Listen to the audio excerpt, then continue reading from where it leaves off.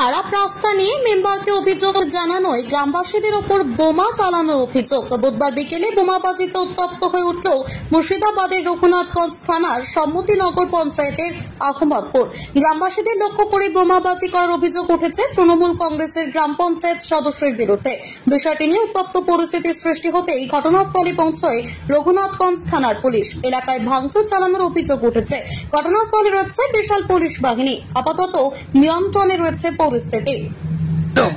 ঘটনা বলতে বহু কয়েকদিন ধরে আমাদের গ্রামবাসীর বিভিন্ন কাজে কিন্তু বঞ্চিত হচ্ছিল। গ্রামবাসীরা বিভিন্নভাবে কমপ্লেন এবং প্রধানকে বলুন, উপপ্রধানকে বলুন, মেম্বারকে বলুন, টিএমসি যত রকমের আছে বলা হয়েছে, কিন্তু প্রধানেরা উপপ্রধানের কোনো রকম কাজে সহযোগিতা করেনি।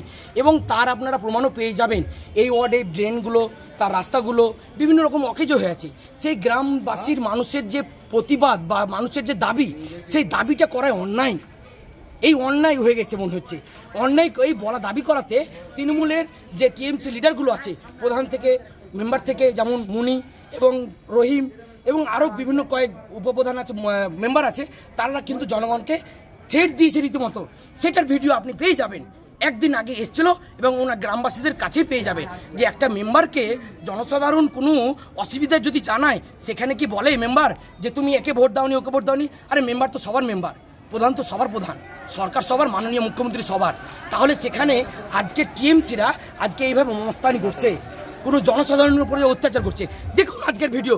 আজকে বলা হয়েছে এবং বলাতে আপনি বোমাবাজি করেছে। আপনি বোমাবাজি টিএমসি কেউ যাবেন না, পুলিশ এসে হামলা করছে এবং পুলিশের নেতৃত্বে, আমার নাম তো পুলিশের নেতৃত্বে ওখানে কিন্তু বোমাবাজিটা হয়েছে।